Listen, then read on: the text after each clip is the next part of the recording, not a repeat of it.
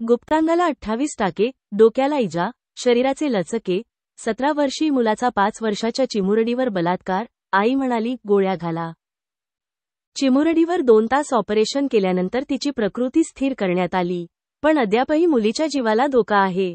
मुलगी शुद्धीत आली असली तरी तिने या घटनेनंतर एकही शब्द उच्चारलेला नाही.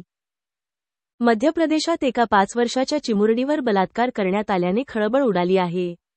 चिमुरडी सध्या मृत्यूशी संघर्ष देत आहे.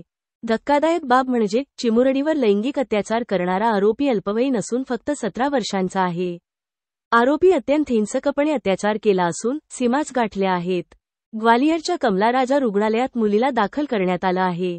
तेथील डॉक्टरांनी दिलेल्या माहितीनुसार तिच्या गुप्तांगाला 28 टाके मारण्यात आले आहेत. तसंच कोलोस्टोमीसाठी शस्त्रक्रिया करण्यात आली. पोलिसांनी आरोपीला ताब्यात घेतलं असून त्याला बालसुधारगृहात पाठवण्यात आलं आहे. पोलिसांनी दिलेल्या माहितीनुसार अत्याचार केले तेव्हा आरोपी दारूच्या नशेत होता. त्याने अनेक वेळा चिमुरडीचं डोकं भिंतीवर आपटलं आणि त्यानंतर तिच्यावर अत्याचार केले. मुलीच्या डोक्याला गंभीर इजा झाल्या आहेत. याशिवाय तिचं शरीर, गुप्तांग येथे अनेक ओरखडे आणि चावा घेतल्याचा खुणा आहेत. मुलीला रुग्णालयात दाखल करण्यात आल्यानंतर तिची प्रकृती स्थिर करण्यासाठी डॉक्टरांना 2 तास ऑपरेशन करावं लागलं. यानंतरही तिची प्रकृती नाजूक आहे. मुलगी शुद्धीत आली असली तरी तिने या घटनेनंतर एकही शब्द उच्चारलेला नाही.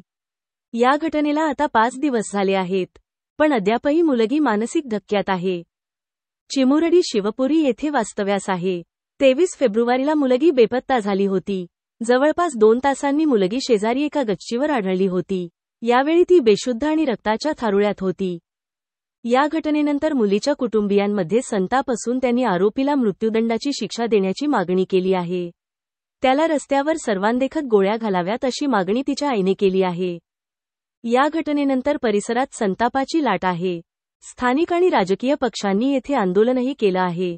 काँग्रेस आणि भाजपच्या नेत्यांनी फास्ट ट्रॅक कोर्टात खटला चालवण्याची आणि आरोपींना मृत्यूदंडाची शिक्षा देण्याची मागणी केली आहे.